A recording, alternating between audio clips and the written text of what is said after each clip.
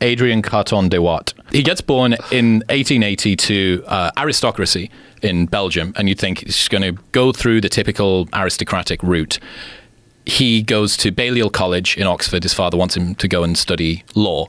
At 19, he decides that he wants to go and see war, sneaks away without telling his father, and literally offers himself to either the Boers or the British. The British take him. So holy shit. He was like, I just want to be in war. His father doesn't know. So he's away in war. He gets shot in the leg and the groin, gets shipped back home. His father says, "What? You were supposed to be in university. You've now been shot." He's okay. Well, I'll bless this new military campaign you want to go on. He says, "I want to be redeployed." Gets redeployed again to South Africa.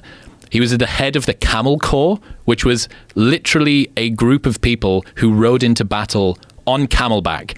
So he gets shot. He gets shot in the ear and then in the eye, and then a bullet ricochets and hits him in the same eye again. While he's leading these guys into battle, he gets sent back home. The British military say he wants to go out on the First World War. He wants to go to the front lines of the First World War now. But they said, we can't send a guy with one eye out there because it's going to look like we've got really weak soldiers. So they give him a glass eye and say, the only way that you can go back out is if you wear this glass eye. And he says, oh, okay. In the taxi leaving the hospital, he takes it out, throws it out of a window and starts wearing an eye patch. The first battle that he's in, when he rejoins the army in World War I, a piece of shrapnel explodes his hand, and all that's left are two fingers hanging on by the skin of the palm of his hand, and his watch actually embeds itself in his arm too. So this is the first thing that he's encountered. Again, goes to the field hospital. The doctor declines to amputate the fingers, so he just rips them off in front of him because he's in so much pain. The arm then has to be amputated. So he says to the guys again, I want to be redeployed. They're like, you are now a one-eyed amputee. I want to be deployed. Battle of the Somme, his next battle that he goes into. There's reports from other soldiers seeing Carton de Wiart running into battle, pulling the pins out of grenades with his teeth, throwing them at the enemy and reloading a revolver with one hand. So this guy is a single-armed killer.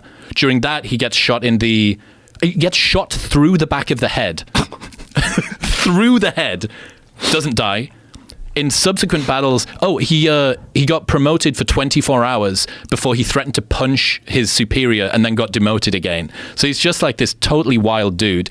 Anyway, he goes through this series of different difficult military exposés. He takes over 3 squadrons who don't have a commanding officer. None of them have any communication. So he, this one-armed, one-eyed guy, decides to run back and forth between the 3 different companies, communicating his own orders. Rather than using a messenger, he just does it himself. That was what he got the Victoria Cross for, which is our equivalent of the Medal of Honor. During this time, he shot a bunch more. You think, right, okay, this guy's just led the most insane campaign through the Boer War and the First World War. Time for him to retire. Wrong. 60 years old, in 1940, he gets conscripted and drawn back up to help run secret missions.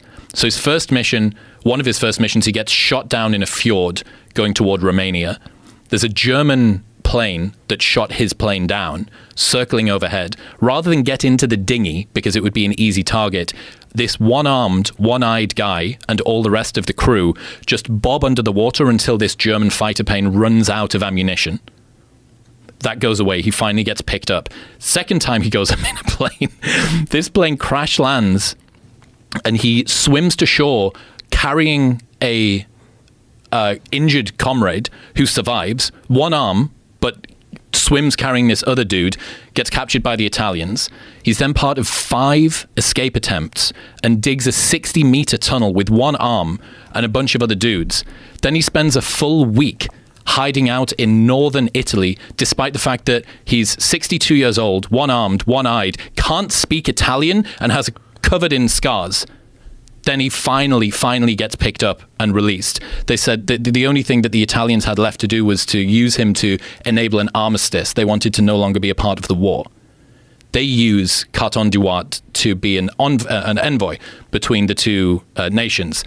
And they said, well, you've been a prisoner of war for 9 months. You don't look or smell the way that you should do. Why don't we give you a nice Italian tailor? And he rejected their offer to give him an Italian suit and said he would only wear one if they got it from Savile Row because, quote, he didn't want to look like a gigolo.